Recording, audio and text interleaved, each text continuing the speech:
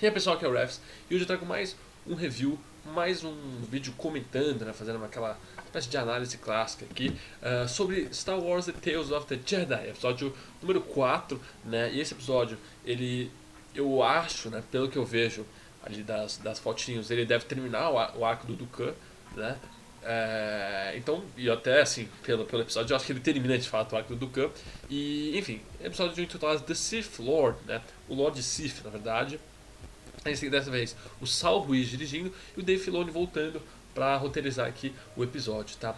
De novo, acho que falando mais ainda sobre a técnica dos dois, um episódio muito bem dirigido, acho que tem momentos muito legais, principalmente com a música, né, em certos momentos, um roteiro muito legal também do Dave Filoni, acho que ele acompanha muito bem a jornada do Dukan aqui. Então vamos lá, bom, eu queria fazer alguns comentários aqui, uma coisa que eu queria falar também é que eu não sou esse tipo de canal que vou falar sobre easter egg, que eu vou ficar fazendo análise, conectando planetas, tem canais que fazem isso muito melhores que eu e não é meu estilo, sabe? Eu confesso que tem coisas que eu nem sei, por isso que eu acabo vendo muito vídeo assim. Então eu não sou esse tipo de canal, tá? Só queria deixar isso claro. O meu é mais uma análise, eu comentando aqui o que eu achei, minha opinião, beleza? Então vamos lá, vamos por ordem assim. Eu acho que esse episódio, primeiro situar o que é importante, esse episódio ele serve uma. Na verdade, essa série inteira, na verdade, ele faz uma grande função para as prequels, né? Tudo que a gente estava vendo era pré-filme 1, né? Tirando episódios da Ahsoka, né?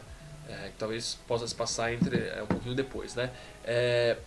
Tudo que a gente viu era pré-filme 1. E agora a gente vai ter justamente uma coisa que Clone Wars fez no passado, que é juntar a história da Ahsoka e juntar no terceiro filme.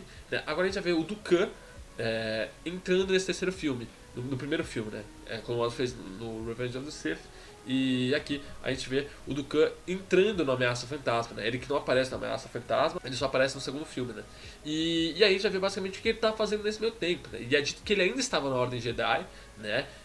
E aí uma coisa bem curiosa que acontece é que aqui a gente vai ter toda a descrença do Dooku, né? Então o episódio começa, a gente vai ver que o Qui-Gon, ele encontrou o Darth Maul, certo? Lá em Tatooine, né? Então ele vai reportar isso pro Conselho Jedi. E aqui, ó, a gente já vê muitas características do Khan, né? Como ele já tá bem descrenço na Ordem Jedi, né? E até que ele e o Qui-Gon, que o Qui-Gon é um cara que ele também criou, já comentei nos vídeos passados, ele não era, não chegava nem perto, na verdade, de ser, por exemplo, como Mace Windu, né? Então o Dooku já se mostrava ser muito contra aí o Conselho Jedi, não ser contra, mas a gente já viu ele questionar e já passar por tudo, e hoje em dia ele já não, ele questiona muito os métodos Jedi, né? Então ele até brinca, ele ironia lá com o Qui-Gon, né? Então o Conselho Jedi não vai deixar isso muito, não vai levar isso muito a sério, né? Então o Qui-Gon fala, é verdade, mas enfim. E aí a gente tem essa primeira parte do episódio que se passa durante. O restante do episódio, ele se passa depois dos acontecimentos do primeiro filme. Então a gente tem o Qui-Gon morrendo, a gente tem apresentando a Mestre Yaddle, tá? E esse episódio vai responder muita coisa. Inclusive a Yaddle, ela é dublada pela a Bryce Dallas Howard, né? Pra quem gosta de Star Wars e acompanha essa coisa de quem são os diretores, né? Por perto sabe que a Bryce Dallas Howard fez muitas coisas para Star Wars, inclusive episódios de The Mandalorian. Ela estreia em The Mandalorian, depois volta e faz aquele excelente episódio de The Book of Boba Fett, né? Deve estar na próxima temporada de The Mandalorian também, né? O que é muito legal. Então ela que dá voz a Yaddle. A Yaddle, ela era uma membro do Conselho Jedi, inclusive, no primeiro filme, e depois ela some, né? O que é muito interessante é que esse episódio também vai explicar o que aconteceu com ela nesse meio tempo, né?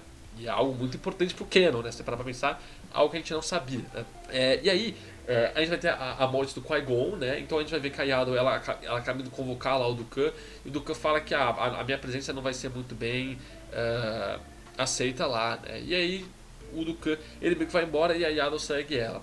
E outra coisa que é importante falar em canon, né? Já falar um pouco de canon, a gente tem a explicação lá de quem ou como os dados sobre Camino, né? Mestre Dai Saifo Dias, né? Pra quem sabe, pra quem não tá entendendo de cor que eu tô falando, Camino é o planeta dos clones, né? Onde o processo de clonagem era feito, e o Mestre Saifo Dias foi o cara que encomendou o Dooku. Ele vai lá e apaga os arquivos. O que dá a entender nessa hora, a gente não sabe se ele estava fazendo isso por motivação própria ou se ele já estava agindo ao lado do Palpatine. Mais pra frente do episódio, a gente descobre que ele estava agindo de fato com o Palpatine, né? Então é isso, acho que já situalizei vocês, né? Acho que isso é um negócio interessante de comentar.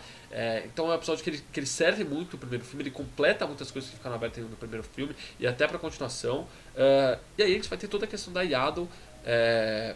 aqui o Dooku de fato tá abandonando, né? E a Yaddle, o que eu quero dizer com isso, a gente vai ver o desfecho dela, né? Que na verdade ela seguiu o Dooku e ela acaba descobrindo, né? Que o Dooku tava, assim, do lado do Palpatine, mas ele já estava servindo ele, fazendo pequenos favores, né? E isso é interessante de falar, porque na linha do tempo, é, nesse exato momento, a regra de dois ela acaba desbalanceada, né? Porque o Darth Maul morreu, o Luke ele apenas estava ajudando, ele não era um Sith ainda de forma. Então, quando isso acaba, a gente vai ver, tanto no final do episódio, o The Sith Lord, né? O Duke acaba se tornando o outro Sith lá vivo. Então a gente tem a gente vai descobrir tudo isso que aconteceu. E outra coisa interessante é a luta da Yaddle com o Dooku. Cara, muito bem feita, muito bem dirigido. Assim, a Yaddle é uma personagem muito legal. Uma pena que acho que provavelmente a gente vai ver mais dela daqui pra frente, a não ser que o Star Wars volte a falar histórias mais antigas, né? É muito legal a luta deles, muito bem feita. O desfecho é muito legal. Por um momento eu pensei que a Yaddle ia sair viva quando o Dooku ele fecha a porta ali, né, aquele portão. Por um momento eu pensei, caraca, eu acho que ele meio que enganou o Palpatine e vai deixar ela sair viva. E a Yaddle provavelmente também, como ela acaba descobrindo, acaba criticando muito como o Conselho Jedi funcionava, eu pensei que ela ia falar, não, eu vou desertar assim e vou abandonar.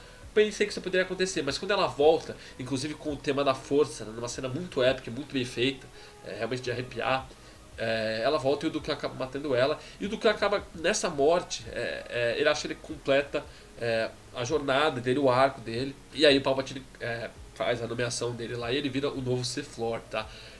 Cara, um excelente episódio épico. Eu acho toda a parte da gente ver o Dooku, né, inclusive naquela cena onde ele tá na árvore lá e a Yaddle indo falar com ele, são cenas muito bonitas, muito tocantes. Acho que você entende muito bem a progressão do personagem aqui, né? Você entende como ele vê, como ele é um cara, de novo, ele é um cara mais compulsivo. Nesse momento do episódio já dá pra ver que ele já tá indo contra os métodos, né? Ele provavelmente nem se faz questão de ir no funeral, né? Porque ele também já tá tão desacreditado de tudo que ele também nem acredita nos próprios membros, né? Então a gente tem última passagem dele com o Qui-Gon que é legal, sim. Inclusive é uma cena que, de novo, igual o Clone Wars tinha na terceira temporada, né? Interligou pequenas transições de cenas, né, em momentos. O que eu acho isso muito bem feito, beleza? Então é isso. Comentamos o episódio número 4. Pra mim, o melhor episódio até agora. Eu acho que eu sou um cara que sou muito também dependente de episódios que tem uma grande explicação. E esse alimentou muito o canon e outras coisas assim, tá? Não que essa série ela vem alimentando, mas acho que esse episódio, por tudo que ele representa, eu acho que ele é um episódio muito épico. Então, eu até queria comentar um pouco mais sobre a parte técnica, assim, mas acho que ele é muito bem dirigido, assim, sério. As cenas são muito bem tocantes, o roteiro funciona dentro de Filoni. Eu acho que é isso, mais um episódio que eu gostei. Não esqueça de deixar o like, de comentar, que ajuda muito pra gente divulgar o canal. Eu sou o Refs, eu vou por aqui e tchau, tchau.